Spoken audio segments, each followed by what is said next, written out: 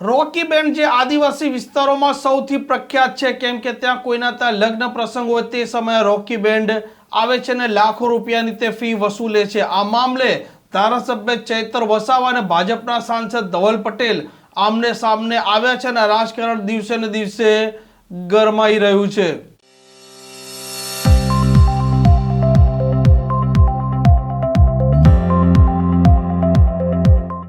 નમસ્કાર, આપ જોઈ રહ્યા છો હોટલાઇન ન્યૂઝ અને હું છું આપની સાથે તોફિક ગાંચી। આદિવાસી વિસ્તારોમાં રોકી બેન્ડ છે તે ખૂબ પ્રચલિત છે। રોકી બેન્ડના તાલે સૌ કોઈ લોકો ત્યાં ઝૂમી રહ્યા છે, પરંતુ રોકી બેન્ડ છે તે લાખો રૂપિયાની ફી વસૂલે છે અને આમ આદમી પાર્ટીના ધારાસભ્ય ચૈતર વસાવાએ બેન્ડવાળાને ચેતવણી પણ આપી હતી કે તેઓની ફી તે ઘટાડે। ત્યારબાદ ભારતીય જનતા પાર્ટીના વલસાડના સાંસદ ધવલ પટેલ પણ સામે આવ્યા હતા અને તેઓએ કહ્યું હતું કે જેની જે ફી હોય તે ઉઘરાઈ શકે છે। ચૈતર વસાવાએ બાબતે બોલવું ના જોઈએ। આમ રોકી બેન્ડના મુદ્દે આ બંને નેતાઓ સામસામે આવી ચૂક્યા હતા અને વધુ એકવાર ધારાસભ્ય ચૈતર વસાવાનું આ રોકી બેન્ડને લઈને નિવેદન આપ્યું છે અને કહ્યું છે કે તેમના વિસ્તારના લોકો ગરીબ છે, તેથી તેઓને 2 લાખ રૂપિયા ફી પોસાતી નથી। આ ફી ઘટાડવામાં આવે। વલસાડમાં જે કોઈ રહેતા હોય તેમને પાસે જો પૈસા હોય તો તે વધારે ફી લે, તેના સામે તેમનો કોઈ વાંધો નથી ને રોકી બેન્ડનો તેમને કોઈ વિરોધ પણ નથી। આદિવાસી યુવાનોને લઈને અને રોકી બેન્ડના ફીને લઈને પણ આ ધારાસભ્ય શું કહ્યું છે તે પણ આપ સાંભળી લો। રૂપિયા 80,000 લે। મેં કીધું ભાઈ આટલામાં તો એક વ્યક્તિનું લગ્ન થઈ જાય, બેન્ડને આપી એટલામાં થાય કે નહીં થાય?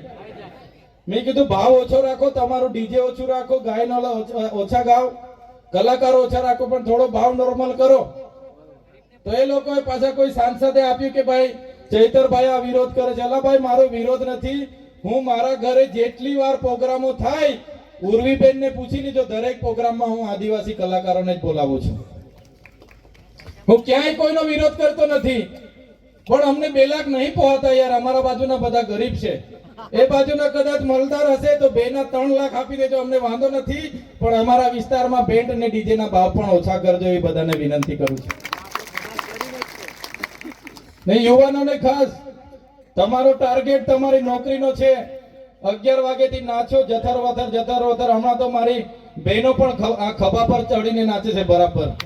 આ આપણી સંસ્કૃતિ નથી ખભા પર નાચવાની, આપણી સંસ્કૃતિ જોલી વાગીને નાચવાની છે, બરાબર છે? એટલે આપણી સંસ્કૃતિને પણ આપણે જે દિવસે ભૂલી જઈશું ને, તે દિવસે આપણે આદિવાસી તરીકે તમારે સાબિત કરવા માટે ફાફા પડી જવાના છે। આજે 3 પેઢીના દાખલા માંગે છે, 14 જાતના પુરાવા માંગે છે કે ભાઈ તમે આદિવાસી છો કે કેમ? મારી વાત ખોટી છે કે સાચી છે? આજે જાતિનો દાખલો કઢાવવા જાજો।